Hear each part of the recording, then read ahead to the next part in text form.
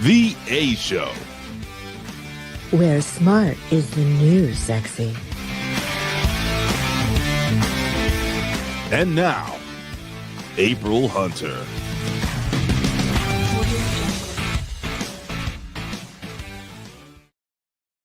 Yes, it does go on its own. Hello. Hello. Well, hello. I usually just stop that on my own. Welcome to the show. I am your host, April Hunter. This is my cousin Eva, and we are joined with Ty, also Tyrone. That is his real legal name. So Ty Whitman is joining us again. We are happy to have him back. He has multiple podcasts, including one of my favorite, Breaking Your Chains, where he investigates a lot of very deep subjects with a lot of research, and it makes you think. So we're happy to have you. Thank you. Yeah, thank you for taking the time to be here. We have actually a deep subject tonight. We're going to talk about how misunderstanding words. Words take on a lot of different meanings, sometimes even depending on where you are. So misunderstanding words miss the message. So this has never been more apparent than these last few weeks. Not to bring up a sore subject, and I know it's done and over with, but the Cracker Barrel situation was incredibly funny for me to watch. Me too. Because there's so many different layers to that, especially living in Florida, where cracker means something completely different, which most people don't know. I didn't know it until I lived here either. So we're going to explore some of that and how sometimes people hear words and they're triggered, and these words mean something different where they live, and they miss the message completely, and how maybe we should hold off and reserve judgment a little bit until we figure out what things mean, because English is hard. Okay. So, but one of the things I wanted to point out here, just in case you guys didn't know, this turns out that analogy is not the study of buttholes. Really? I mean, the way it's spelled, if you break it down, you would think, right? Anal ology, but no, it is not. And So speaking of English being hard. So welcome everybody who is here with us. I see Zach wishing us a National Blueberry Popsicle Day. I'll take it. Yeah, we'll take. Yeah, exactly. Yeah. Michael, we have Alex, we have Lon. Hello, Lon. Winona, who else is in here? Allie, Red Sunny. Yeah, exactly. So to everybody joining us, welcome. We're happy to see you. Ibzan, hola, amor. ¿Cómo estás, mi amigo? So it's cool to see you guys. We appreciate you being here. Yeah, Lon says it's not the study of people named Annie either. So yeah, English is very confusing, right? So if you're lurking in the background, please join us in our chat. Please sign in. Please share the show. Share it to your social media. Make us look really cool. We appreciate that. Yeah, so I know you guys have some stories about some of that. Where do you want to start? I was going to start with a funny video, but I figure I'll wait for the video since we're loading in here slowly tonight. Well, Cracker Barrel, might as well start with that. Yeah. So Cracker has a multitude of meanings. Let me read you guys real quick. I have the Oxford Dictionary here. Just the technical definition of cracker. So it's got multiple definitions. One is obviously, so a thin, dry biscuit. No. Number two is a firework exploding with a sharp noise. And then below that, it says crackers, which means crazy. Shut up. Yeah. She's going crackers. Somebody's going crack. No, remember, this is Oxford. Oh, yeah. Okay, got it. Crackerhead. Yeah. Mates going crackers. So, yeah, those are the definitions for Oxford, which is. Does it explain what a Florida cracker is in there? Because I no, but I will tell you. No. Okay. So we have a whole different cracker here in Florida that when somebody said it to me, having grown up in, for many years in Alabama, when I hear cracker, I'm just like, oh. So when I came to Florida and people are, yeah, thanks a lot. When I came to Florida and people are bragging about being original crackers and how they have cracker style housing here, and I was like, what is this? I don't understand what's happening here, and why is everybody bragging about this? Like, hey, we have it. Cracker architecture. I'm like, what? Whoa. I'm like looking around. I'm like, is anybody listening? Oh my God. So yes, it means something different here. So Eva, you have all of this. You have looked up all of this, right? Yeah, it's living here longer than you, I ran into a lot of people that call themselves crackers. Some say flow grown or Florida grown, Yep. and which is some of the younger generation. But basically, whatever they want to call themselves. Well, like Michael said, crackology. So Florida cracker is actually several generations of people that have lived here, farmed here. So the official thing is for British colonies and a bunch of other stuff. But here's what I know. There were people that ranched and fished here for several generations. Most of them were very light in color, red hair, or should I say fair skin, red hair, and freckles. So they endured the heat? They endured the heat. They were settlers going back, cattle ranchers, everything back generations. Okay. And you still can spot them. Like my old boss was one, and I spotted him right off the bat because he just looked the part. He had the accent. I said, "Are you originally from Florida?" And he's like, "Well, yeah, why?" And I said, "You're a cracker." And he goes, "How do you know that?" It's just because there's a certain thing about them. It isn't just Florida grown. It's a look. Like It's a who they look are. on a nationality. Then it's not just like the job. It was like a race of people in Florida type, like Irish. Well, pretty Floridians much. or It's something? actually British descent is where it actually okay. comes from. Is But it like yeah, they being have different accents too. Is it like than being Cajun? others. Like you're an original Cajun in Yes. Louisiana? Yeah. So you're Louisiana, a real they say- Cajun. Yes. Okay. Mhm. All right. So Okay. they're compared So there's that different way. crackers in then Georgia. They have their own version of Georgia cracker, and they have their own version of Tennessee cracker. But those are the only 3 states that I have found that officially use that term. Are they always white? Mm-hmm. Huh. Okay. I'm seeing a theme here. Yes. Well, honestly, I went to the Tampa History Museum downtown like years ago, and they had like a whole cracker section. And I was walking around like, what? Because they didn't explain it even. Oh, yeah. They had certain exactly what a houses, cracker was. and yeah. So basically, it's just a generational thing down here. So when somebody really says, "Yeah, I'm a Florida cracker," they better be legit when they hold that title. Because if not, call themselves flow grown, whatever they want to call it down here. But the reason why I brought this up was because Tennessee has their own version of cracker as well, which is basically a small town general store guy who's lived there generations. Yes. Let me interject that the reason people are so proud to say that in Florida is because there are so many imports that come here. Yes. So we have so many in Florida, and all 3 of us are in that category. We have so many aliens wanting to live in Florida. That's us. So it irritates the crap out of the locals who are actually born and raised here and know what real Florida is. Yes. So it's like yes, our version Appalachian. of Hawaiians saying they're native Hawaiians, even though it's actually that's a much more real thing, but it's like our version of that. Yes. Right. Where in Florida, flow grown means you're Florida grown, but that doesn't mean your generation's deep. You might be 1 or 2 generations, and they just feel like being Southern. So they can say whatever they want. So that was like just Winona says, it's like your own brand of culture, like Appalachian culture.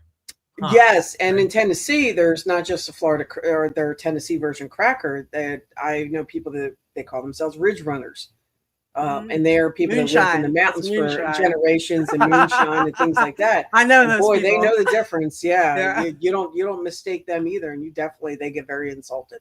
But a cracker in Tennessee, going back to Cracker Barrel, do you mind me telling the rest of it, April? Or No, not at all. And I just want to say welcome to everybody coming in late. We appreciate you, Chris, Cheng Fu, everybody. Mwah. Thank you for being here. So let's hear the real story behind Cracker Barrel that got lost. Yeah. So the sign itself, we've all eaten there and probably never paid attention to what the barrel and the dude was there, right? Right. So the guy was actually, he was a general store owner. He was basically a Tennessee cracker. But he was known as general store as, like general stores in small towns where everybody hangs out. That's where they have their coffee, they get their newspaper, all that stuff. So this guy used to have barrels of crackers. And that was, I don't know if you remember, we're kind of in that age. You might remember that like pickles came in a barrel, crackers did too. So they would sit there around the Cracker Barrel. And so it was just a kind of a thing. And then a little restaurant happened, a little cafe. And before you know it, he was Cracker Barrel. And he was socializing. It was like the center of the, okay. Yep. Everybody sat around the barrel of crackers. Yeah, and it was a general store theme. So if you think about it, it starts to make sense then, Cracker Barrel in itself, as in who they are, what they look like in the stores, in the restaurants, things like that. They're rocking chairs. So then they get some CEO in there who is unfortunately also from Tennessee, obviously not a cracker.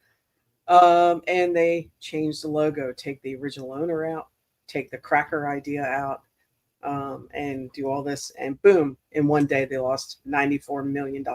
So them crackers lost their fucking minds. That's right. So, exactly. So I understand why people got on the bandwagon with that and went nuts over, because it's the person who started the company. Why would you take that away? The legacy.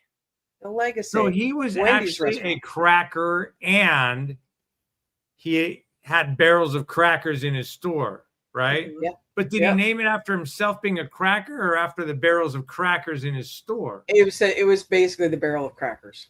Okay. And so he didn't really name it because they would sit around and talk around this barrel of crackers. It was like a gathering spot or something, right? Yeah. So who knows if somebody made it as a joke one day, hey, we're going to the Cracker Barrel, and it's stuck. Right. I don't know. But it apparently stuck, and there's where a Cracker Barrel all these years later.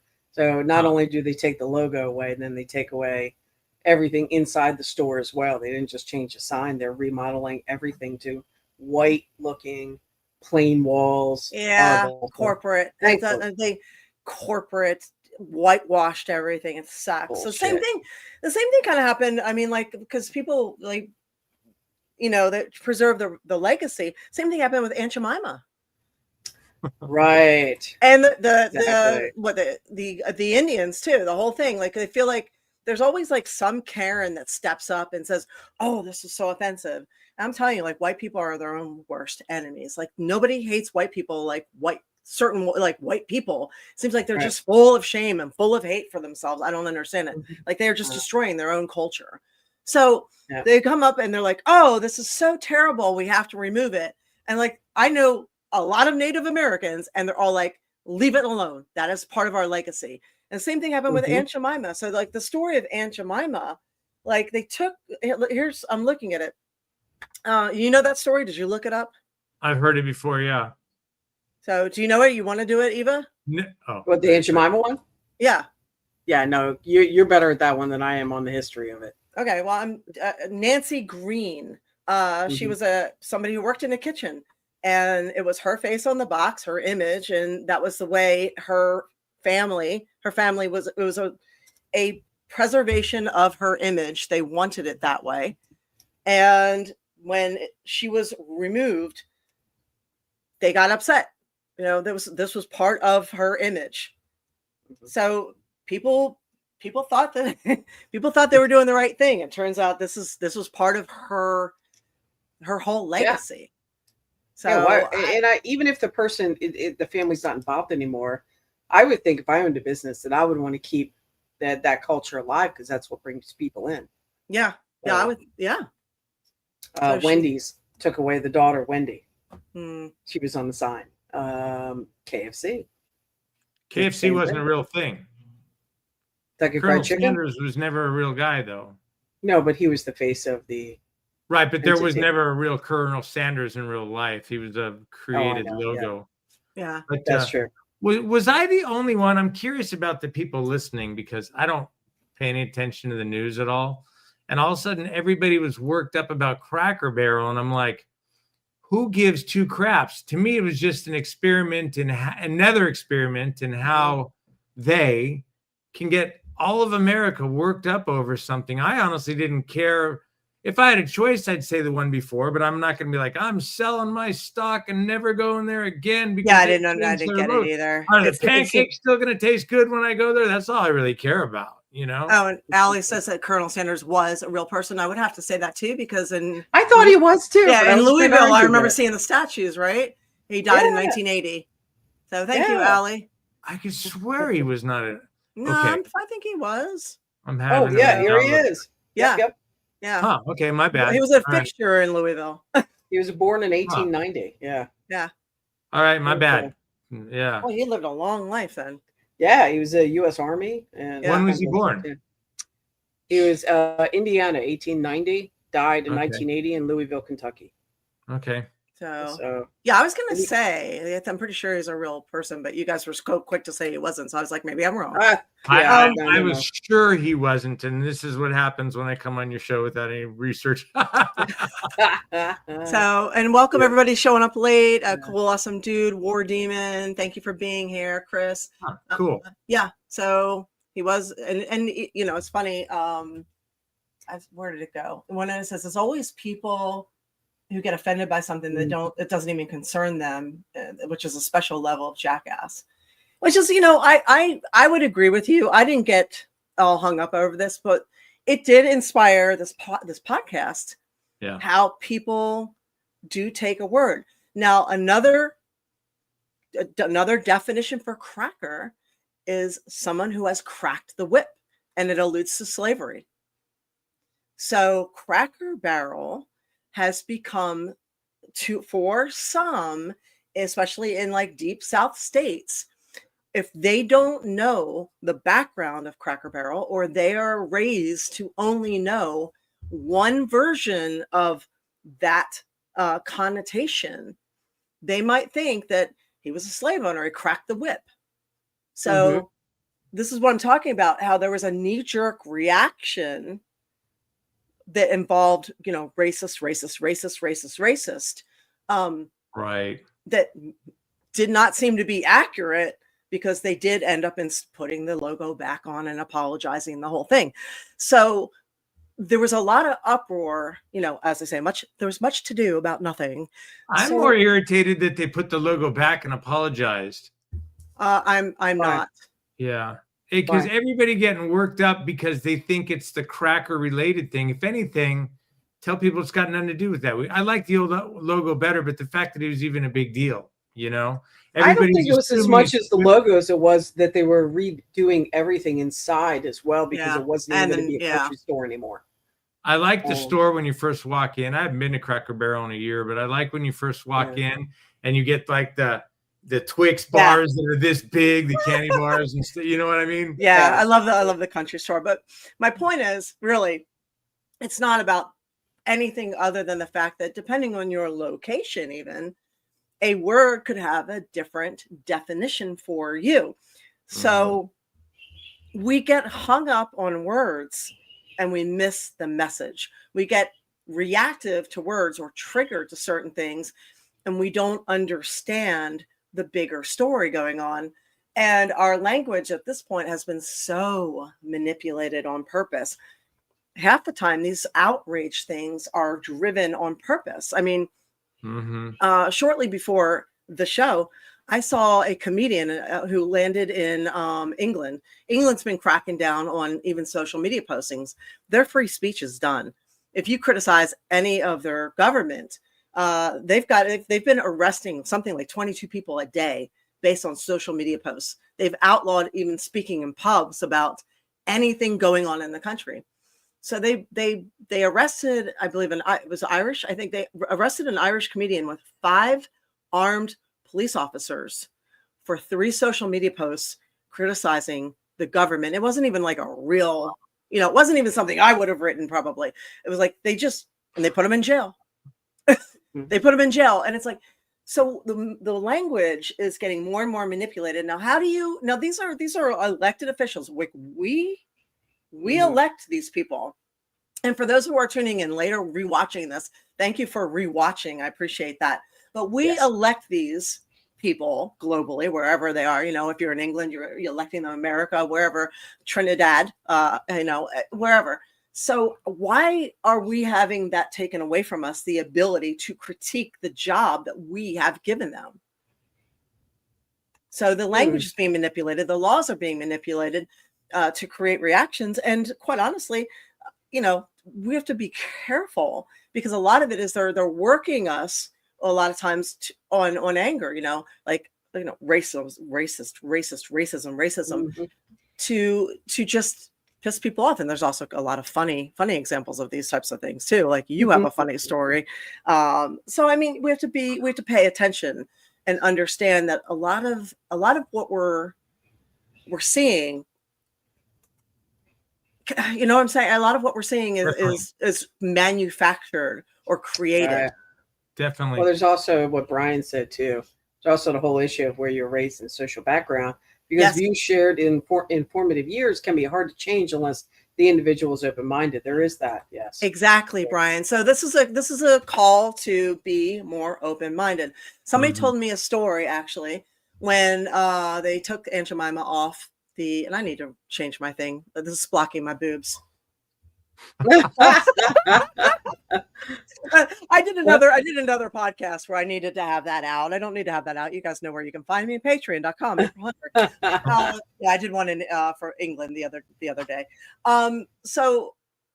Someone told me a story about when they posted when Aunt Jemima was removed from the bottle. And they said that for a lot of white kids who were living in the suburbs and had not grown up around a mix of people, the first thing they remember, the only exposure as young children to Black people was a smiling Black face on a syrup bottle. So, and then as you grow up and you see that the media at that point was, portraying Black people, which is what they did. They portrayed them on in movies and TV as arrested and thugs and in jail and all. They portrayed them very negatively. So, but your initial what's the word I'm looking for? Imprint for kids was no, this woman made my pancakes taste good. This was the smiling face that made my pancakes taste good. This is good. And this person posted about it, and the hate, and there's so much hate and nastiness when they pointed it out. It was like, oh, you like Meme in the kitchen, you've slave owner, and just a plethora of hate there. It was crazy. So it's interesting, depending on going from like it was said, like Brian said, depending on where you grew up or how you view things, or if you have an open mind or not. This is something that I jumped into forever after the last election on that podcast I did. I think you listened to it. It's called Stop Arguing with Idiots, You Idiot. How we always want to think the other person's so wrong, and how we can be trained to get into our own team and so forth. And there's been a lot of money spent on psychology on how to divide us and how to make us think that our teams are always right.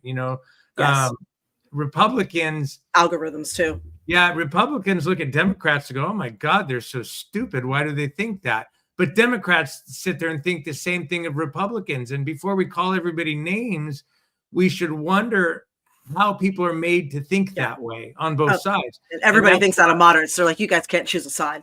Right. And that's what I wanted to You're not know. able to decide. Yeah. That's what I wanted to know when I looked into that one. But like we've been talking about here, a cracker, the whip cracker, they're confusing that with the other cracker, and people are getting triggered and getting upset about something based on race. Exactly. It's like being confused, but not knowing the difference between a butt dial and a booty call, right? Yes. That's a good point. Different, Right on. They gotta take the time to step back. They gotta take the time to educate themselves, which I know you're always pushing. But really, we really need to stop being so judgmental. We think we're so right. We think we're so smart all the time. A lot of times we're not nearly as smart as we think we are. No. Right. And we have a hard time apologizing too. Yeah. No, you are that is so well put. Thank you. I mean, The story, do you want me to tell my Neil Diamond story or you want to hold off? Yes. Yes. That's what started this the other day when it turned out, hey, I'm coming on the podcast. I was talking to April the other day, and I've always been a huge fan of Neil Diamond, by the way. When I was about 26 years old, I dated this girl whose family used to get together every time he would come in town.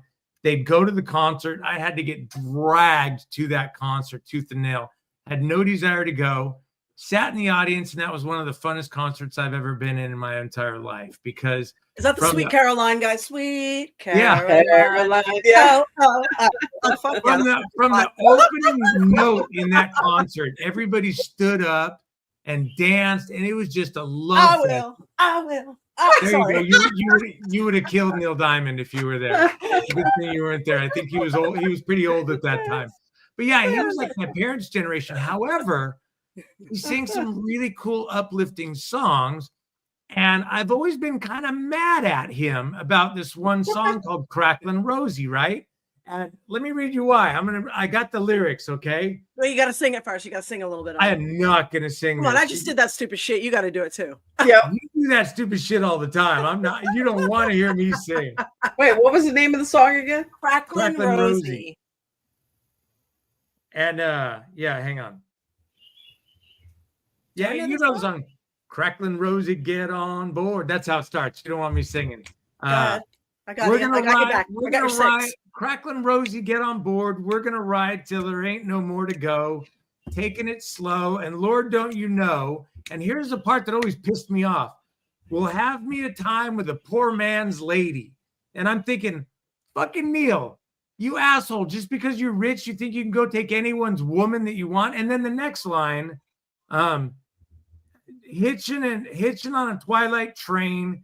Ain't nothing here that I care to take along. Maybe a song. No need to say please to no man for a happy time, right? And I thought it was this arrogant ass song from some guy with money, and it never made sense because I like Neil Diamond, and all of his other songs never are like that. They're always so uplifting and happy. And then the other night, I'm watching YouTube, and this Neil Diamond thing just comes on, and it talks about him. He's live, and he's talking about his songs and why he wrote them, and then he's playing them. And he talks about Cracklin' Rosie, and he tells this story of he was playing up in Canada. And he was being interviewed after the show by a lady up there. And after she interviewed him, he started talking to her, going, well, what's everything like? What's your life like? And so forth. And she tells a story. Both her parents were doctors, and they were missionaries.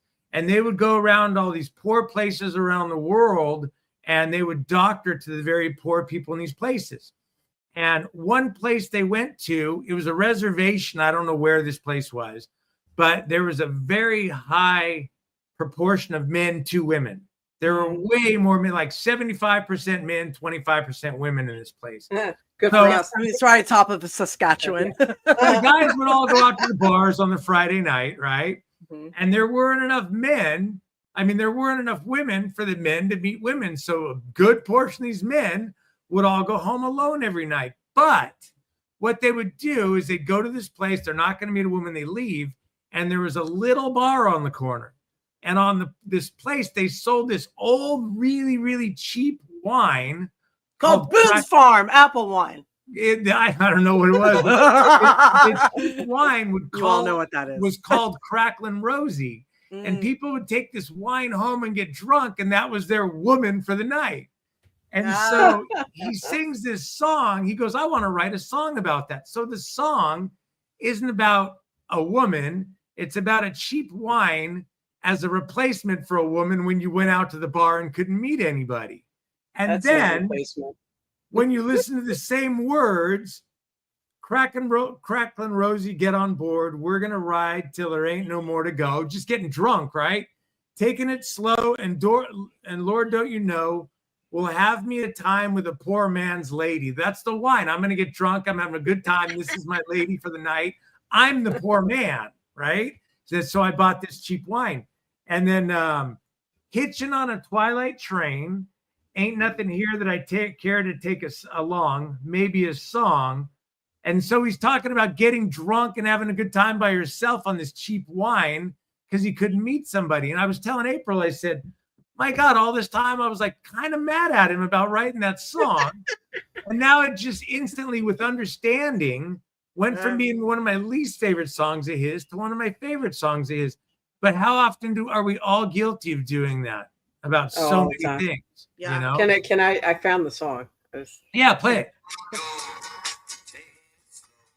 What happened? Can't hear it. Can't hear it? Put it closer. There. Started off strong. Yeah, we can't hear it. I'll do it. Okay. Can't hear it? No, you got me all stoked up for nothing there. I was playing it. I feel like one of those thing Michael's up there, you know, like I thought I was gonna. All right, here, I'll play mine. There you There. Mine's already in the middle of the song. go. Yeah, Start it up. why. Hang on. Ready? Here we go. Everyone's heard this song.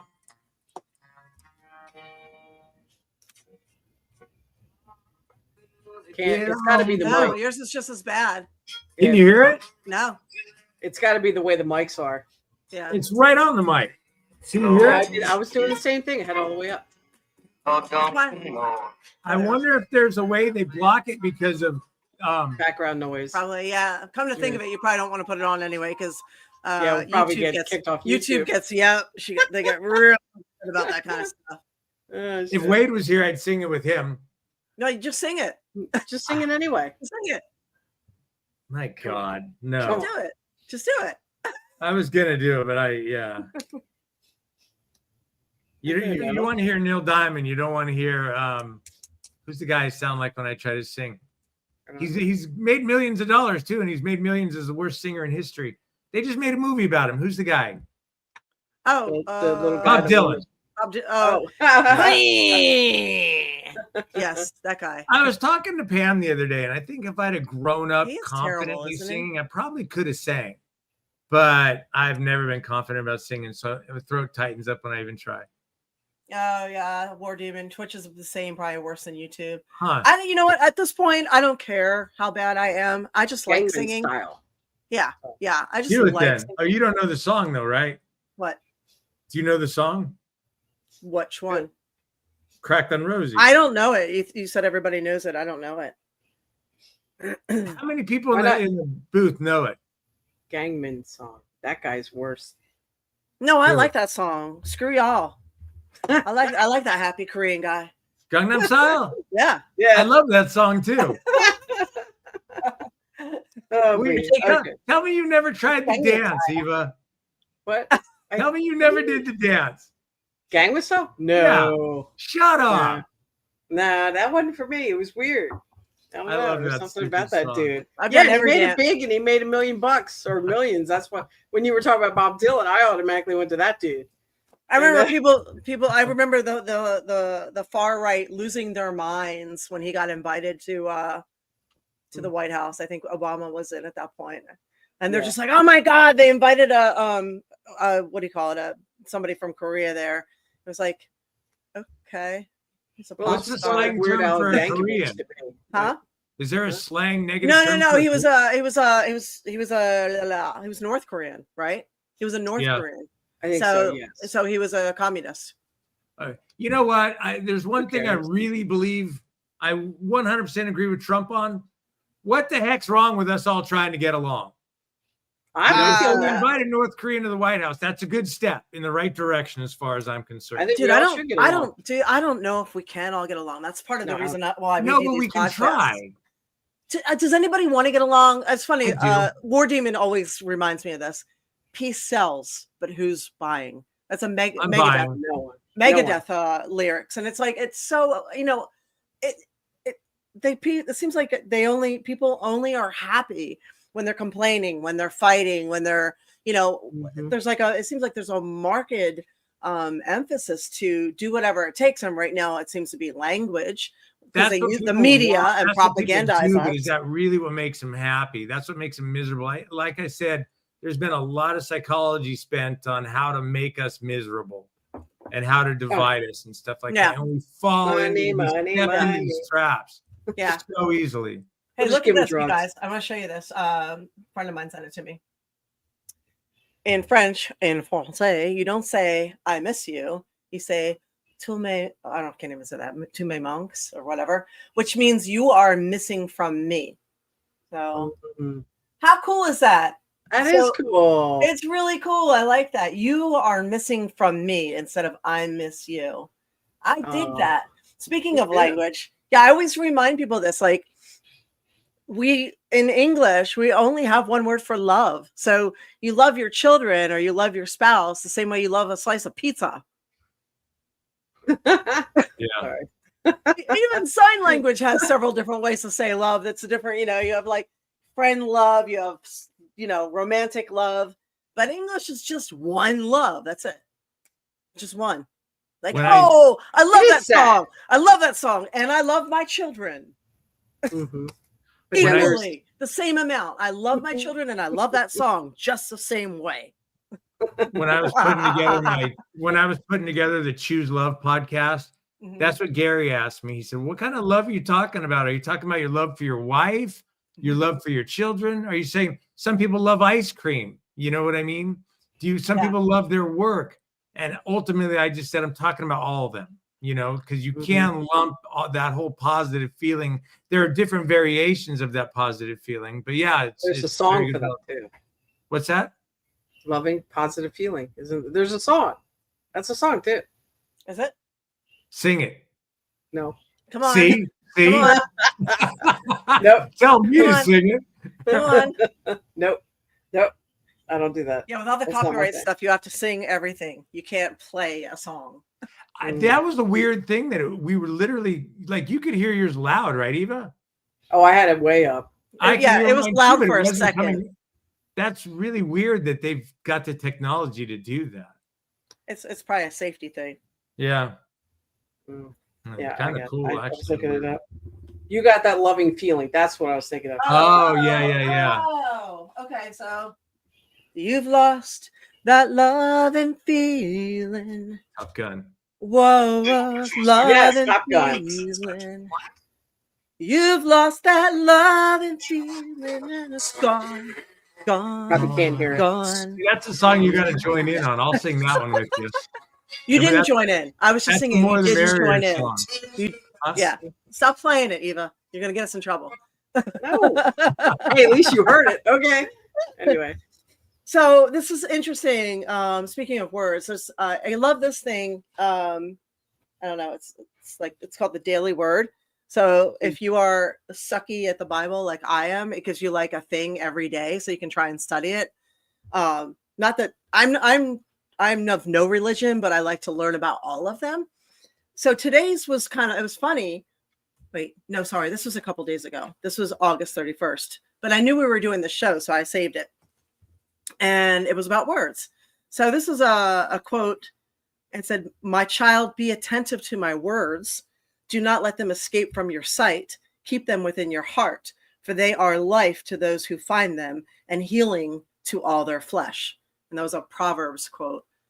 So we're always hearing, I think it's so interesting that words hold so much power to the point of healing or oh God, even like plants respond to words, right? Yeah. And we grow up being told, or we have grown up until recently being told that sticks and stones will break our bones, but words will never hurt us, which is apparently bullshit. And Yeah. if you read certain books that are less common, I was just looking for that book where I had it. Yeah. Less common, but very relevant. Pal Chang wrote Word Magic, and it's the occult definitions of words. And if you break down occult, that means hidden meanings, the hidden meaning of words. So, and he claims, and it makes sense, that words are spells. That's why it's called spelling. That TV is programming. That's why it's called programming. And that we have to be really careful about what we say, what we're subjected to, what we listen to, what we're watching, and that our diet extends and expands across not just what we're eating, but what we're ingesting mentally. So that's When you say words or spells, when he says that, I know you keep telling me to read that book. I haven't read it, but does he mean that the individual words that we use literally elicit emotions and feelings in the people that you hear? And just like I could say "fuck you" or I could say "I love you," and they're both going to make you feel completely different. Is that what he means, or is he Depends on how you say it. So when it really depends on the emotion matching the words. So there's different ways. So if I say "fuck you," right? But if I say, "Oh, Ty, come on, fuck you," right? So there's different ways, Okay. So Love you, really, man. Yeah, love you, man. Yeah, love you, man. So there's different ways, and it also depends on how it's done.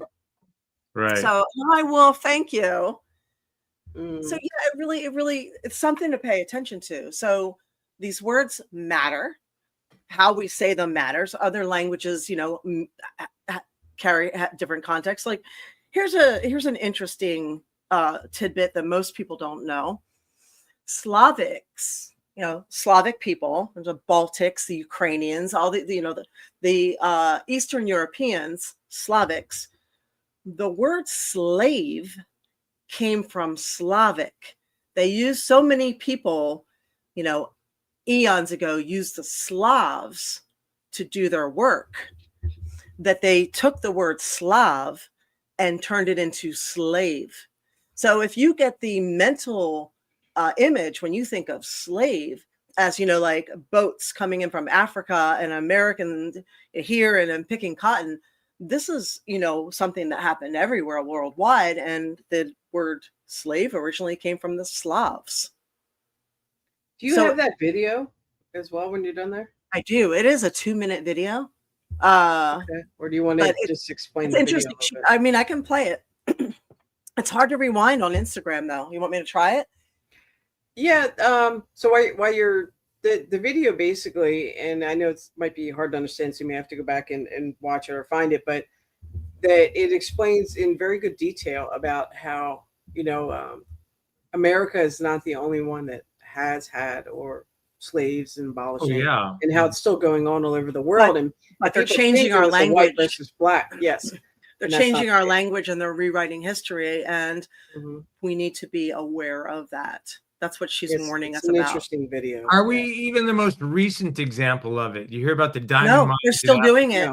No, in the Middle East, it's still happening. So that's her point. So I can play it if you want to. Yeah, and if you don't mind, Brian had a good point. If you can pop the link into the comment section too. All right, let me see what I got here. I will pop the link. She's okay. So she's already started talking by the time I get to it. So we might have to replay it. Here's the link. We might have to replay it to get the whole thing, but I'll do my best on that. So hang on, I got to remove something. Remove from studio. There we go. Present or invite. All right, this is probably about 2 minutes long, and it's really interesting from this scholar. So give me a second, and I'll share it. Do I have the right one? Yes. All right, here we are. Cool.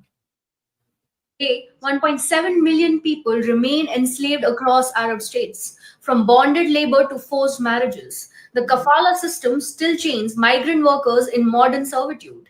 And just last year, Yazidi teenager Fawzia was rescued from Gaza, raped, tortured, enslaved by ISIS in childhood, and sold to a Palestinian family who kept her caged. Her story barely made the headlines. This is the hypocrisy. Empires that conquered through slavery now play victims. Cultures that suffered centuries of erasure are told their resistance is fascism.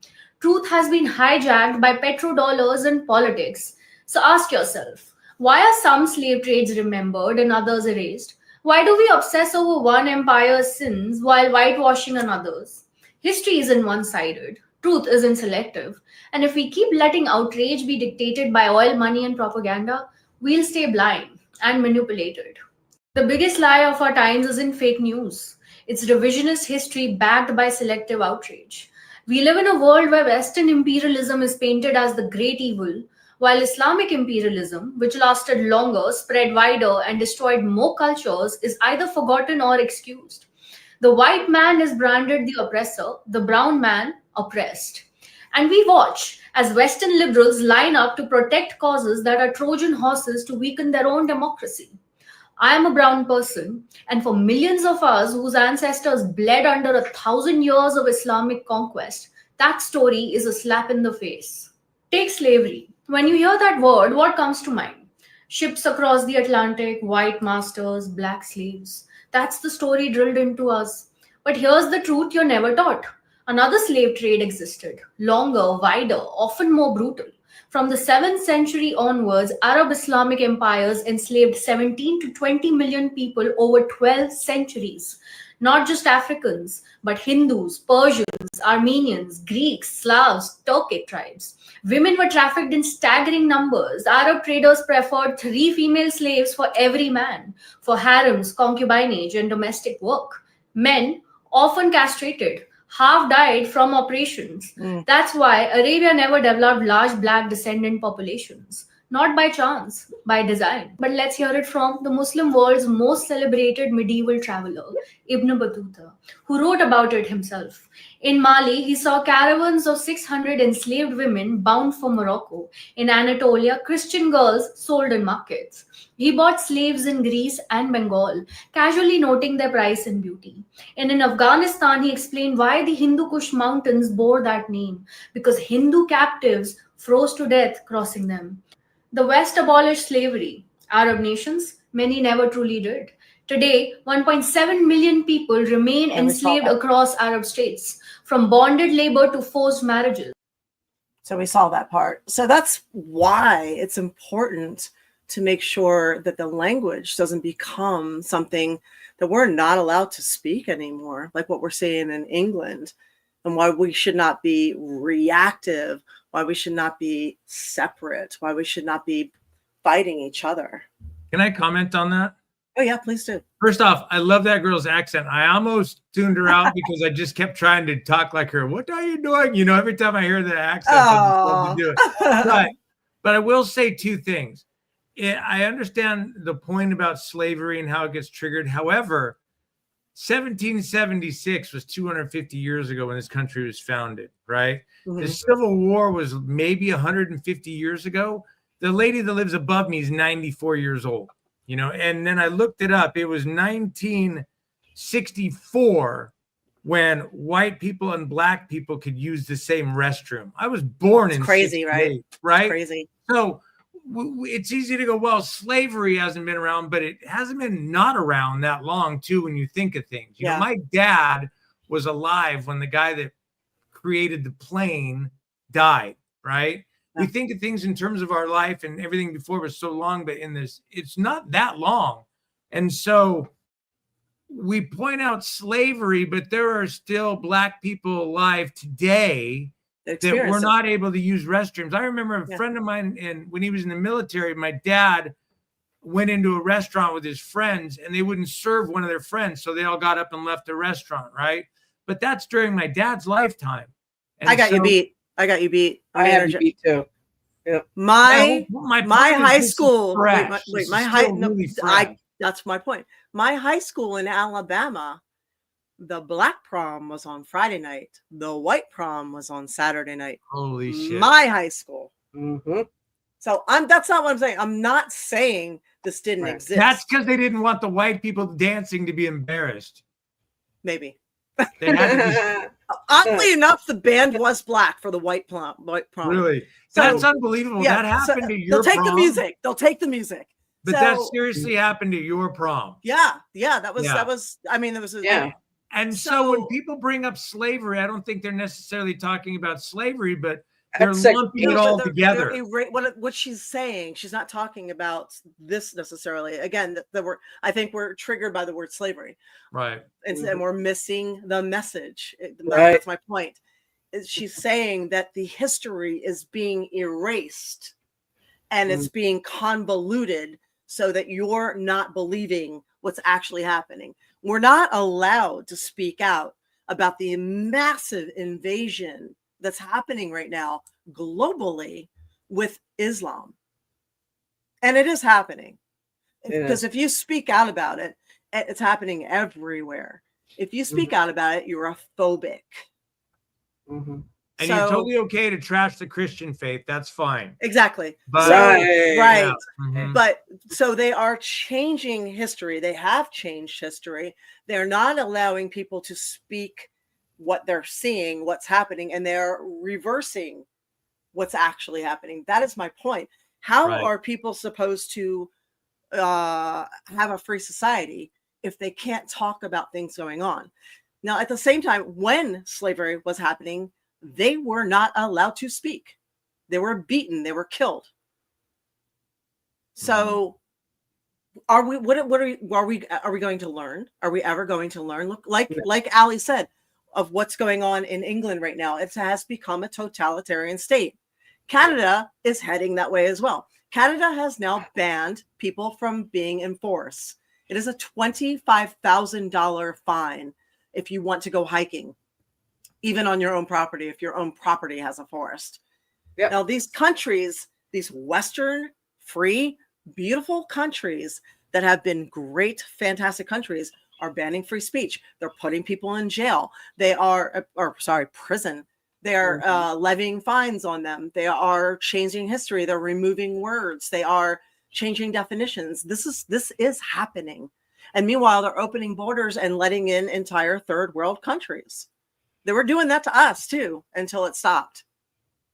So now we're just losing privacy because they're implementing AI for everything. So we just traded one thing for another. I agree. I think, and I'm just going to throw this out there. So our country was founded as a Christian country. Do you guys agree with that a little bit? As in, it was supposed to be. Okay. Yes. I'm going to disagree with that, because one of the things the forefathers wrote is freedom from religion. Okay, true. Right, but the dollar says "In God We Trust" on it. It doesn't matter. That didn't happen until the 50s during the 1954 during the Cold War. Yeah, but that was no. That was done specifically because Russia liked to buy American dollars, so they put "In God We Trust" on the money to piss them off. It was a Cold War tactic. When this country founded, the Quakers, they were Christian, right? Mm-hmm. Quakers are Christian. My dad was one. Right. So basically, this country wasn't founded on. If you were going to say this country had any founding religion, you can't say it was any other religion than Christianity. That's what I was getting at. Right. The Puritans. Yeah, the Puritans. The Puritans. True. Yeah. True. I don't know. I think, and I don't have anything against Islamic or anything else, but I think we're losing focus in our country, in America, of our founding roots when it comes to that, by removing history, by allowing non-citizens to hold offices, and property offices and property, and certain things that in other countries is not tolerated, but yet UK, being such a large country or influence around the world that they are, including with Canada and their other countries that they basically run, is allowing other religious or immigrants to hold offices there. And now it's becoming where they're changing the religions in those cities. They're changing laws, and that is already starting here in some cities. Even though they cannot be a president in America, it doesn't mean that they can't change cities all over this country like they're doing in other countries, and basically change the narrative.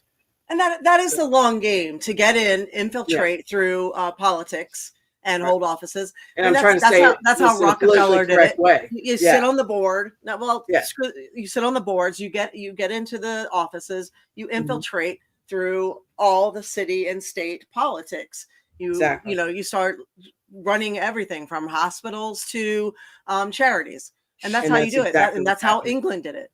So, Winona said, if we all band together and spoke up, there's not a damn thing they can do about it, because we outnumber them. That's why they don't want us banding together. And that is why they spend so much money and have their media the way they do, is trying to shut us the fuck up. They constantly pick at us because of race and gender and every possible thing you could, and politics. That's why they made sure to try and divide us into two camps of blue and red. Even. and religion and all of it. They want us to stand separate and fight. The trans and there's women and men and this and that. Yeah. They don't want us to unite. My daughter has a trans friend, and I spoke to, it's a female to male trans, and I spoke to him on the phone when everything was at the height. And I said, how do you feel about this stuff?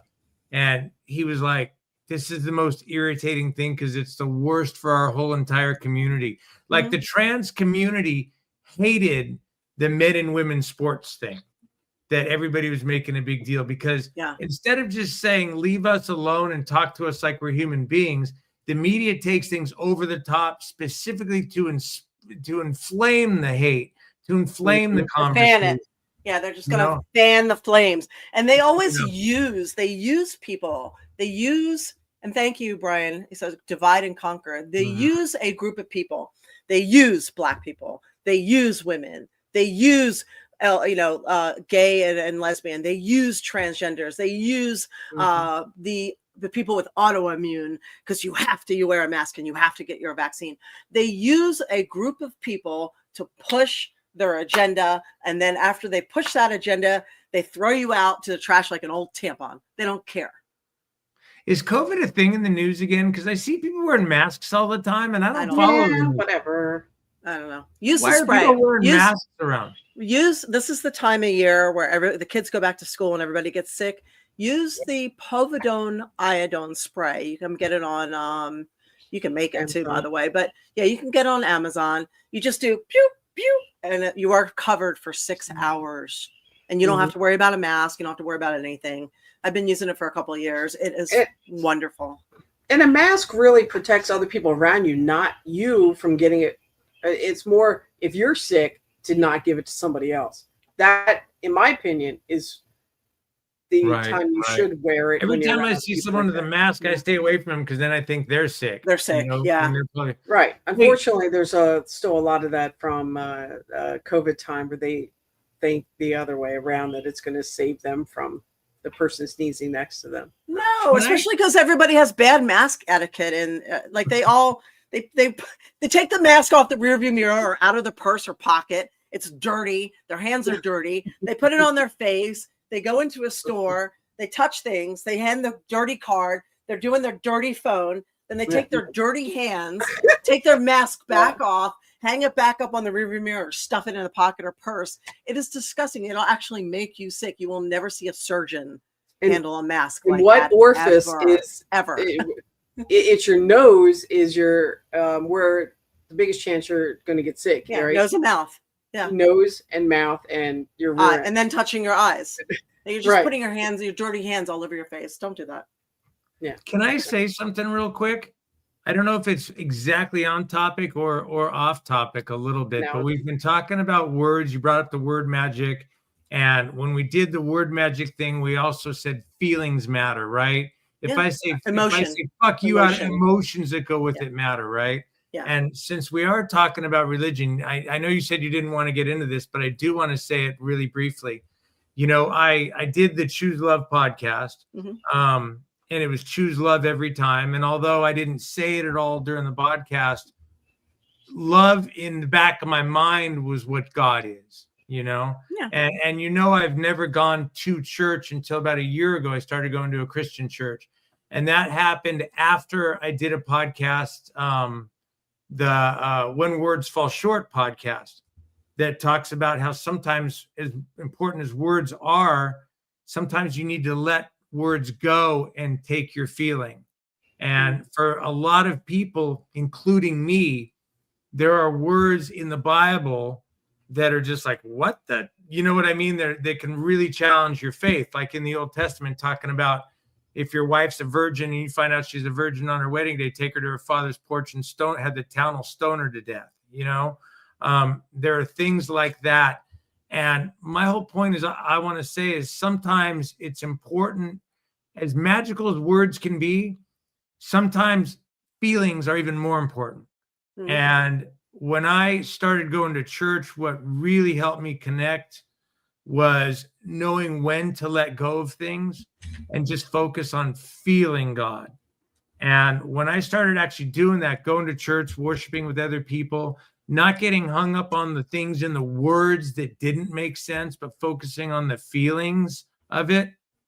I've never felt closer to God in my entire life. And I think you guys have seen that. You're like, oh, but yeah, I've never felt closer. And my point is, sometimes you need to let go of words as well and trust in the feelings. And I think our media has also made feelings a bad word. Yeah. Because they made facts a bad word. People, Trump's president, and they show the insane person and they try to be like, that's what feelings are. No, that's not what feelings are. If you watch Star Wars, the Jedis feel the Force, that's the kind of feeling I'm talking about. Or even if you go talk about, a lot of people have a problem with Christianity because the news attacks Christianity. People that have never studied or never gone to a Buddhist church will go, I feel Buddhist, but no, not Christian. So if I say, think of the world the way a Buddhist monk feels the world, people can relate to that. Right. But if I say as a Christian, no, sometimes the words aren't going to make sense and you have to feel God. A lot of people will go, oh, look at this guy. You know what I mean? But honestly, you need to let go in certain situations of the words and lean into your feelings. For me, when I read the Bible, I lean into what I feel of Jesus's teachings in the New Testament. Those feel right to me. I told you in the past, I've had these experiences, and a lot of my podcasts that have been dealing with science have been me trying to understand science or the gray areas that science doesn't understand. Science makes the same mistakes religion does. Christianity could say this is 100% right, and if you don't agree with this, you're wrong. I personally, it was the coming to the conclusion that the Bible is not inerrant, meaning it's not infallible, because I think that our human minds are incapable of fully comprehending God, much less fully comprehending him and then writing down God through our language and getting that 100% right. So sometimes I think there's gray areas where we are going to fall short as humans, that we need to lean into our feelings, right? Mm-hmm. And so I guess I just wanted to say that sometimes words do fall short and you have to lean into your feelings, but not the woke feelings the media says to try to scare us away from feeling our feelings. I think words can be important, but our feelings can be equally important, and we need to know when. True emotions. And I'm even talking about your gut feelings when I say feelings. Yeah. If you believe in a cosmic consciousness, call it whatever you want. Sometimes you lean into that. In our metaphysical group, we're always talking about that. You know what I mean? Sometimes you need to lean into your gut. Malcolm Gladwell wrote a book called Blink. I don't know if you know Malcolm Gladwell. I do, yeah. He did Outlier. He wrote a book called Blink, talking about the science about how we'll form our opinions on things in an instant based on so many things that our mind takes in. One thing I think he does leave out in the book is sometimes our instinct isn't necessarily what modern science could explain either, though. So speaking of that, Cool Awesome Dude put something up, and it's interesting because a lot of people have this question. He said, I keep seeing these so-called, quote, Christians using their religion as an excuse to be bigoted jerks. Right. And Christianity does not teach that. Oh, I believe that. Yeah, absolutely. When Jesus was asked, what are the two most important laws? He said, number one, love your God with all your heart. Number two, love your neighbor as yourself. So basically, the Christian saying, that's why I said so-called. So-called Christian. Right. But and here's another thing, because the ironic thing why people can't understand why I'm going to a Christian church. I was the guy that was more angry with Christians than anybody else on the planet. And when you have no personal connection with God, when you don't go to a church, all you see is what the media shows you. And just like the media wants to split blacks and whites, but every black person I've met, I love to fucking death. You know what I mean?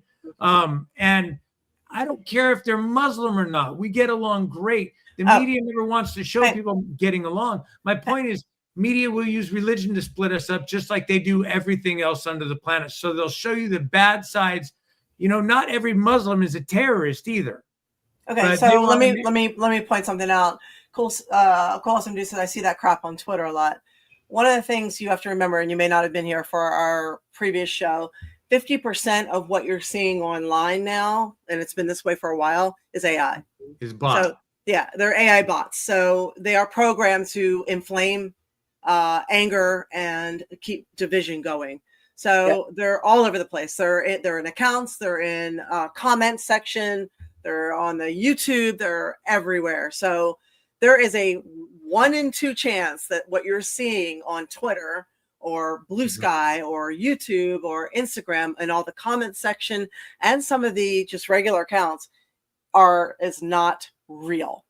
Like that, literally a 50-50 chance. So unless you have actually met somebody, seen them in person, unless you can confirm, exactly, rage baiters, exactly. So there is an outright, I'll say this, and I'll say this as somebody who is not a Christian and who understands 100% what you're saying, Cool Awesome Dude, because I've seen exactly what, and I've seen it firsthand what you're talking about these so-called Christians hiding behind that to create, to be dicks. Yeah. So I will say this, and anybody paying attention can see it. There is an outright war on Christianity, and anybody paying attention can see it. So being as though that does seem to be happening, and it is a real thing, whether you are Christian or not, if you're paying attention, you're seeing it, it would stand to reason that if there is a AI programming situation going on online, there is an AI programming bot fest that would promote and secure that to keep going. So you have to keep that in mind. And they would do it to push, they would be, instigate racism and nastiness and all kinds of stuff in the name of Christianity. And some people are dicks. I'm not saying some people aren't like that, but. Have you seen the recent Superman movie? No, but I did see today Lawrence Fishburne doing an interview about the Matrix, saying that Matrix was based on Jesus, and Neo was Jesus trying to wake everybody up. Never heard that before. Yeah. There's this scene in Superman where he gets all wrapped up in social media and the media attacking him. And then I'm not going to give it's not a big spoiler alert, but there's a part where Lex Luthor takes him into this alternate world, and he walks by a room, and the room's just full of monkeys typing on social media, creating negative stories about Superman. It was a total take on the bots and what's really happening. Yep. And I'll tell you a story. Bot farms. I'll tell you a story. We showed them on here in the media too. I was in the pool room last week, and a guy came up to me, said, "Hey, do you go to X church?" And I said, "Yeah." And he goes, "Let me tell you a story." He goes, "I was walking in downtown Safety Harbor last weekend." He goes, and there was a lady sitting on a park bench, an older lady, and she was really sad. She was like crying, on the verge of tears. And he said these like 5 kids came up to her and said, "Hey, why are you sad? What's going on?" She just said, "Oh, she was feeling lonely. It was bad. She's in a bad funk, and it was her birthday, and she was all alone." And these 5 kids, he said, they went to my church. He said they went up to Cold Stone Creamery, bought her a birthday cake, brought her back, sat at the bench, took her over to the park, shared the cake with her, sang her happy birthday, and had a great time with her. And he saw the whole thing, right? The media is not going to tell you that side of it. No. The media is really only beautiful. about trying to create rage. And I don't know if half of the thing are bots. I would say half is bots, and half of the people you are calling idiots are actual idiots. Because just like my podcast, Don't Argue with Idiots, You Idiots, psychologically people fall down these paths, and I don't even know why they do it. I would say the ones that fall down the paths are the ones that are losing track from the path they need to be on. But we are very persuaded easily to fall down the wrong path. By we, I don't mean Christians, I mean we people very easily we get tricked. I think it's human nature. If you get triggered by something, you want to say something. Sometimes it's hard not to say something when you morally think something's wrong. But who are you arguing with? Sometimes just putting a statement out there and walking away, at least you got it out, and you don't have to be rude. I think like Cracker Barrel, we're made. The media teaches us and trains us to think what's morally proper, what's morally wrong, and then they create the argument, and then they create both sides. They also create. There's also a created thing of elitism. So I'm smarter than you. I'm better than you. So I have to teach you a lesson because you are this poor soul. You know, I'm Christian or I'm Muslim or I'm Jewish, or you need to be put in your place. Right. So there's that elitism there. Or I have a PhD. You don't know what you're talking about. You're an idiot. So there's that whole thing. And the dehumanizing started real hard in 2020 and just has the group dehumanizing across the board. If you're paying attention, you can see it. And we've talked about this a lot. But yeah, you got to remember that there is a very, very hard attempt to and keep you're us. referring to it started with COVID. We were dangerous if we didn't wear a mask, right? Yes. You were selfish too. You were selfish, and you deserve to have everything taken away from you. You were, you were the worst kind of offender. Wynonna was talking about if we all come together, we have so much power. Yeah, and true. I went to the very We've forgotten it. When they first shut down California, the very, very first protest I went to was about the state. And the interesting thing is there were Democratic groups there. There was Democracy Now! There was Republican groups there. This was before the media split it up. And it was a love fest. They politicized a virus. Yeah. I think they politicized everything. And I think that's why they did it. Because what happened is they were pushing the virus, and both Democrats and Republicans were together. We were together. Yeah. And then right after that, the next one suddenly had this huge police presence, right? And they were all of a sudden they started talking right away. They made it a political issue specifically because they knew, as dumb as we are, we would fall right in line behind our camps, and they could divide us on it. I think we're gullible. I think we're gullible more than dumb. I mean, some people are dumb. You're right. But I think Americans are not stupid so much as they are gullible. So they will eat up and believe anything coming from a source that claims they are either an expert, because there's an authority thing that we have ingrained in us. And that Stanley, what's that experiment where they, the Milgram experiment. Yeah. Prove that beyond a shadow of a doubt, when people were willing to electrocute other people because an authority figure told them to do it. They thought with the Milgram experiment, they thought only 3% of the people would be electrocuted, because that is the number of psychopaths and sociopaths in our society. So it ended up being a whopping like 67% of their people were willing to kill other people. Would you do it? To electrocute people all the way.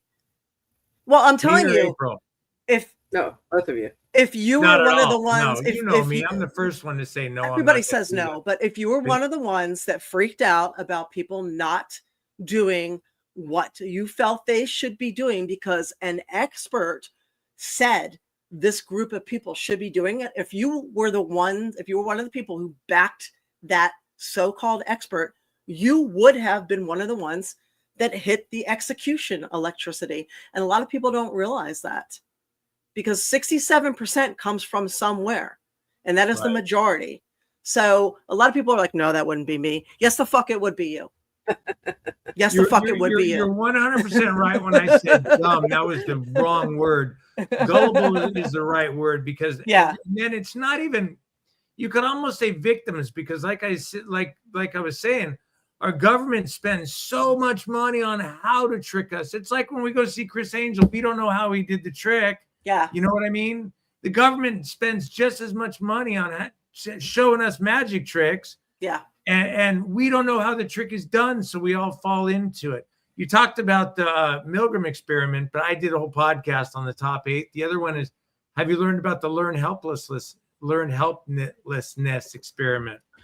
No, but I do know that we need a lot more education in psychology. We are ill-equipped for psychological warfare. So what's this one about? Looking into that stuff is really important. You know, everybody should learn into the psychological studies, the for molding human behavior. Yeah. Everybody needs to look into like the origin of our schooling system. Oh, Hey, we you wanna have think had that conspiracy on here. We theories, have talked I'm not about even the. gonna say anything. Look Yeah. into it. We have you we know? have actually done the entire schooling system on here about how the Prussians tried to break the Mhm. entrepreneurial spirit, which are the Germans. Mhm. They deliberately created schools to break the spirit of the entrepreneurial immigrants. It's because they needed them sit, stay, work, do as you're told. Mhm. So they created the German schooling system, and it was free. And we still have that schooling system now. So it was And they created act for like they need ours- factory workers. The first compulsory schooling system in America, we act like it's so great now. The first one, the Mhm. kids had to be marched to school by with guns because the parents didn't want them to go to school. Yeah. I mean, it was not accepted. It was, and then after that, it was slowly pushed across the country. But yeah, people need to look into that. People need to look into social programming and how the school, the media, everything, even our two-party system is ridiculous. We are far more brainwashed and programmed than we realize. Even those of us who think we're awake Mhm. and aware, the programming runs deep, and they know it because they're the ones programming us, and they know that it's happening through media, through schooling. They get us when we're young, and they start, young. I mean, I can't tell you how many, the sun rises in the east. The sun does not fucking rise in the east. The earth rotates. But even something as simple as that, you know what I mean? So Flat Earth. Sorry. Unless you're one of those. and I will never rule out a conspiracy theory ever again. I will never say that somebody is wrong ever again. I feel comfortable ruling out flat Earth. I feel pretty comfortable about it, but I'll take a Neil Tyson deGrasse thing where he's like, I'm pretty sure there's not this, but I'm just gonna say I'm 99% because there could be that 1%. I'm taking it like that with the flat Earth thing. I'm pretty sure it's not flat, but that's the point, is do your research, right? But there's that 1%. I could, I don't know. How do I know? If we're honest, despite the millions of pictures out there and all the satellite and everything else, I myself personally have not been in space to see it for myself. And I have to admit myself have seen that the great fucking lengths they have gone to perpetuate lies and deception. And we have seen that.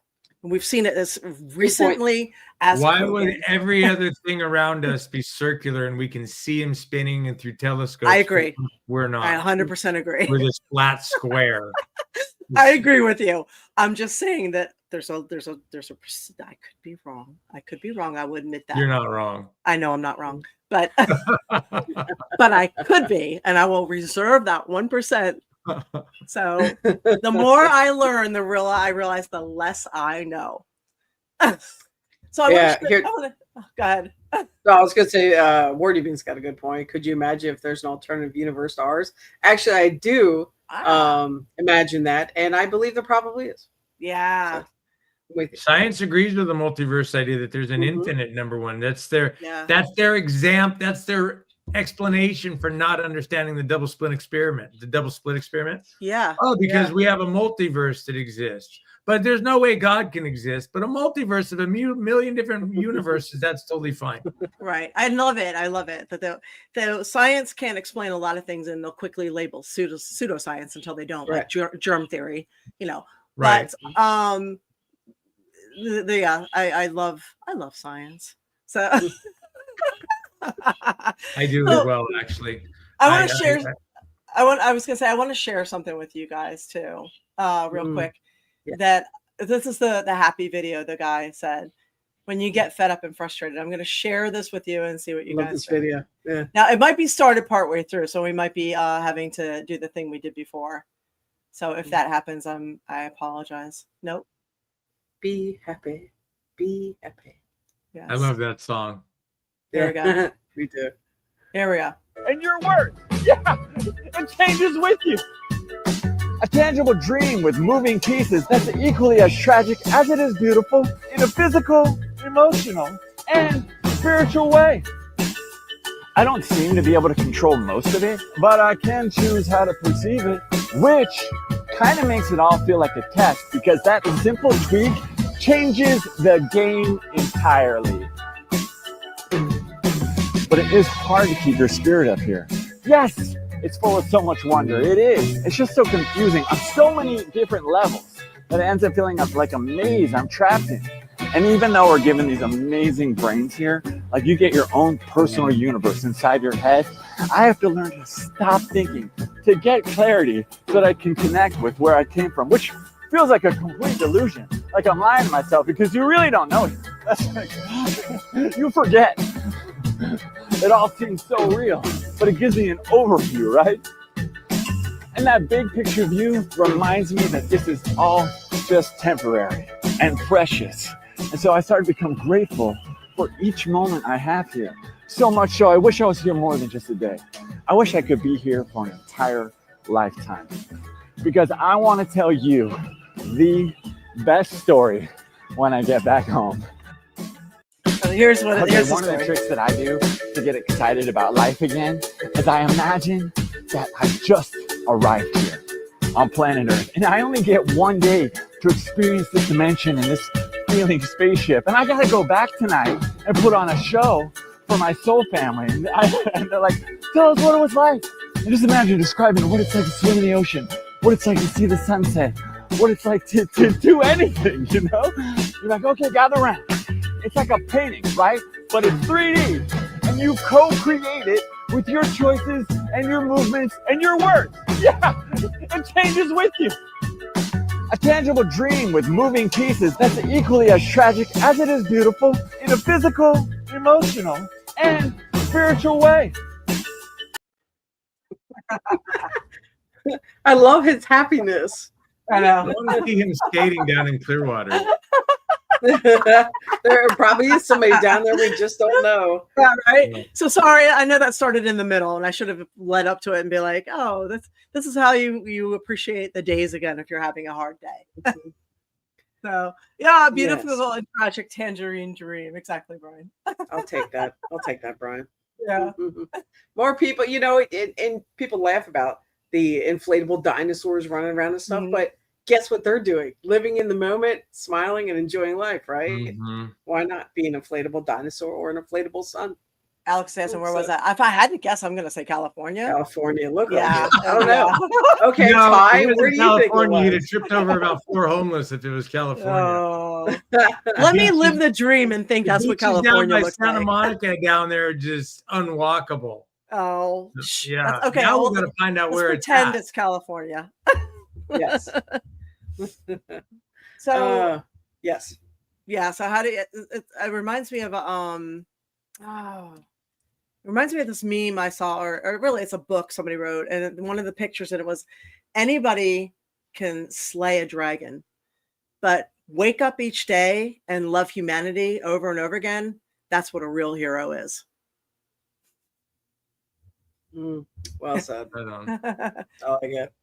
Yes. It's hard though. Yeah. People really want to like drag your ass down every day. That was we're not good. Venice. Was that Venice? Wade? That's what I thought it was too. Venice Okay. Beach. Yeah. Huh. Nice. By the way, I should clarify. I say that trashing California is someone who lived there for 50 years. So it's not like I'm just blindly trashing the state. I've been How old are you? my daughter wanted to move to Santa Monica, and she ended up moving to Florida. She went down there and just cried when she saw how bad it was. Yeah. Yeah, I used to want to go out there. I don't want to go out to California anymore. It's I a was out there a beautiful couple years state. ago. I was shocked It's how in bad a it bad was. state right now, but if you take politics and if you take humanity out of it and just look at the nature, it's an absolutely beautiful state. It is honestly one of our most valuable states. It's always funny how many people trash. A lot of people love to trash California and Florida, but California and Florida are two of our most valuable states in the country. California is a big one. So we get a lot of our produce there, and it's absolutely stunning. But Not to do we mention anymore? wine. I don't know if we're going to get as much as we did because they had to use ocean water to put out the fires because they ran out of water. So the salt from the ocean water is going to destroy the soil. So we might not be getting as much produce as we are used to getting. So we don't get as much from Florida anymore either. So yeah, I know. Thanks to humans. When was the last time you saw an actual orange grove around here? Oh, they're in the other side of the county gone. where I'm at. No, Yeah, they're not. well, most of them are gone. Yeah, no, they're on Where the do other you side have of the them up county. around you? Yeah. Mhm. You have in Not specifically on my side of the county, but on the other side of the county, on the east side, yes, there is orange groves active still out there. Yes, I've seen a couple on the other side of the state driving up towards Jacksonville, but that's about it. yeah, They- Dade City. Yeah. There's a Chinese fungus that was found traveling underground. It was killing off the citrus and still is. That's why a lot of the orange growers started growing pine trees and Christmas trees instead. Oh, wow. I didn't know that. Yeah, there's been an attack on our food supply. They found I know. China. It's China. Yeah, they found a couple more biologists coming in from China a couple of months ago with another similar fungus that was possibly planned to be released in a similar fashion. So, Really? we covered that story too. I just Wow. looked up like That happened when the orange Elon grove. Musk and Trump breakup happened. Yeah. That was the big distraction. Do Sorry, you think that was a real breakup, or do you just think Elon needed to put on that public image because of his I don't know. businesses? I think it was a work. Huh? I think it was a work. I kind of agree. Yeah. Yeah. I think Elon was mad about the bill, but I think most of that public display was set up. Yeah, I think it was. I think everything in politics is for public display. It's ugly Hollywood. They just do all that. I mean, it's really ugly Hollywood. They just do all that to keep us, reactive and fighting and divided. So Winona says, I tend to believe the fish out of water theory. We're able to go to space, but we can't stay on any certain planet for a long period of time because we lack the adaptability to live in that atmosphere. Same as interdimensional beings can't live in ours for the same reason. It's pop. Okay. Yeah. I did look up stats real quick on the orange groves. Florida still has approximately 300,000 acres of Florida or of orange groves, and California is equally about the same. Wow. It's Okay. weird. Okay. Yes. Plus 6 Which is feet of my still- backyard. Plus 6 feet of It's my still backyard. yeah, but that's active orange groves. Yeah, not including individual trees, but that's barely 40% of what it was 20 years ago. That's Wow. how much is gone. So That's crazy. yeah, that's it. Sorry. So, no, Good- orange is good- overrated anyway. Good looking up. Good looking up. I remember driving down from Central California all the way down to LA, and it was nothing but orange groves and things all the way down Used there. to be that here, Yeah. Yeah. all down little road where now all The these cookies smell around, of yeah. the orange blossoms. Oh my God. That is Yes. one of the most amazing smells. It's the flower, the orange flower Mhm. is just, and if you don't, it's not citrus. It's the very sweet flower, almost like a gardenia in a way. Not the Yes. spicy, but the sweet. It's just amazing. It's sad in that because migrating birds, specifically the orchard oriole, has a lot less to feed on in Florida now when they pass through. That particular species is starting to die off Wow. and become endangered because they don't have Die off food. or go somewhere different? Can they eat anything else? They can eat other things, but orange groves is primarily what they feed off of. Huh. That's So They're going to have to adapt or die like us. and they are not Like us. adapting very well. Yeah. So eventually we may lose that species. Brian says our number one export in Florida is orange juice concentrate. Is it really still? I don't know if it I didn't still think is. it was. I thought it Um, was. He said export. Would that be like overseas? It's what we send out of here. But I think I that thought it also wasn't counts anymore. the rest of the United States, just out of our state. Yeah. Yeah, I thought I saw that it wasn't anymore. That it was. We're doing a lot more manufacturing here now. Are we really? What kind? What have you heard? Well, like, Do you know? was it Halliburton or it's right down the street? Huh. Oh, Yeah, we're doing a lot of different Well, Florida and manufacturing. California are still basically number one, so I guess that's very possible. Yeah. That we are still the number one export. Okay. Yeah. All right. So Well, that said, I know we won't take up anybody else's time. We appreciate everybody's time, but remember. sorry, I just saw what he That's a said. good one. Yeah. Yeah, That is right on, America. Brian. Yeah. If you guys are bored and you really, want to go down a rabbit hole, look up the prison situation, the business, which is very privatized and very profitable in the United States. Nobody has a prison system like America, just like nobody has a healthcare system like America. We do our prisons kind of like we do our healthcare. It is pretty unbelievable. And no country has as many incarcerated people as America does. And they make a ton of money from Is it. that There's number still of more that need to be incarcerators or by incarcerated. percentage of population? Because we've Huh? also got more. When you say as many, nobody has as many incarcerated. Is that by percentage of population or by number of people? Period. End. Full stop. No, I would say it's percentage. Oh no, that Yeah. This country, That's no, what I mean. no other country has as many people imprisoned as we do. Huh. So go ahead and look it up. Including China, who has more population. Oh yeah, Huh. including a lot of people that have more. Yeah, Okay. yeah. Let me do that real quick. America's prison industry.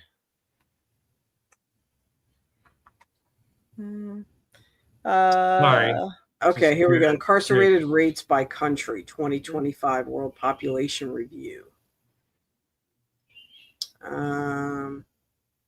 Okay, it is by percentage. So United States is 541 per 100,000. Canada's pretty low, surprise. Brazil is right below us. So Who yeah, thinks of Canadians doing any kind of crime other than taking maple syrup? Walking in the there's a- forest up there. Exactly. They're in prison left and right. we Yeah. are up there. Yeah, she's right. You're right, April. What? Huh. You are right. We have the highest per 100,000. I know. The reason I know is because I wrote a story about it. I had to research it. Wow. So, Yeah. and we Wow, also that's make pretty scary. the reason we have the highest prison population is because it's privatized and we make a lot of money. Now look up how much money we make off of it. Oh, I'm sure that's huge. And Brian says China's stats are likely not reliable. That is probably true too. Yeah. Yeah. Well, there's a lot. I think we have the wrong people in prison sometimes. There's more that needs to be in prison. And we Yeah. also have, Yeah. we need Dexter. a nice prison system. Yeah, we need Dexter. We need Dexter. Yeah. So, are you looking up the sheer I am. profits? I am. So, And look up who owns the prisons too. You're gonna go with BlackRock, Vanguard, State Street. Really? mhm. Yep. Oh yeah. Oh yeah. Yeah, it's around Everything leads $74 back to billion BlackRock, annually. Blackstone. What Vanguard, percentage and of our State Street. prisons is are it? private? All of them, No, Really? That's not true. That's not true. pretty much. Yeah. Yeah, because the sheriff's department, those are government owned, right? The sheriff's prison, those. It depends on what area and what state. In Okay. Florida, it's broke up by county. Some counties are actually privatized, some are not. Like Pasco County is not. Pinellas County is not privatized. Interesting. Hillsborough is not privatized. It's all run by county. All right. Well, America's privatized prison companies generated over $3.9 billion in revenues from mass incarceration annually. Yeah. Wow. So Private it's going to prisons get in the more United privatized. States. Yeah. Yeah, it says 8% on average of prisons in America. It's got to be more than that. Are privatized. I believe it's more than that too. Mm-hmm. So, but yeah, that's a lot of money, and there's a lot of money in it. But it doesn't mean if the counties are running it that with things within are not privatized. Like the food, a lot of times is privatized. Your healthcare is privatized in there, so they still have their hand in there. Who are the largest investors in private prisons? Core Civic and GEO Group, publicly traded. So many hold them in an index fund or ETF as part of your portfolio or retirement account. So you might hold prison stock as part of your income without even knowing it for your 401k or IRA. Vanguard and iShares owner BlackRock are two of the largest holders of CoreCivic and GEO, incidentally. Oh, So, big surprise, right? oh, also the reason you can't buy a house, or every time you try and bid on one, somebody swoops in and buys it out from underneath of you. This goes for all these single parents out there and young couples trying to buy a house, is because when TARP passed, there was a law written in there at the same time allowing single family homes to be traded publicly on the stock market. So these companies, BlackRock and Vanguard, bought them up. So 1 in 4 or more single family homes in America is now owned by a corporation and traded on the stock market, and they are never, ever selling them back. So they are rented at a very, very high rent, which has led to our housing crisis. I got to tell you something. It's off subject, but I typed on my phone just now, and I got my glasses, so I can't see. I said I typed, was Colonel Sanders a real person? Just because I'm still hung up on being wrong, right? And my answer, you know how predictive text changes things, right? Yeah. It's the AI answer.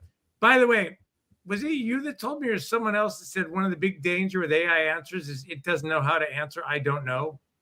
Yeah, I think so. It's not true. Anyway, the answer says, keep in mind, I obviously spelled this wrong because I couldn't see what I was doing.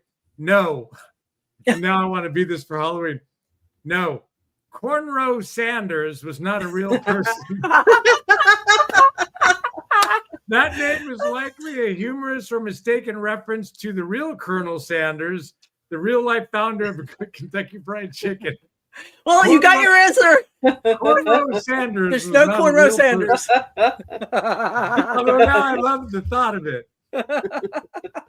Well, that said, we will end our show on that note. That's good, Dale. So, all right. Thank you for being Sanders, here, yes. Ty. Thank you, Eva. Me. We appreciate it. And we will see you all live next Tuesday. So thanks everybody who was here with us. Ben Robb says Florida's main export is actually Florida Man.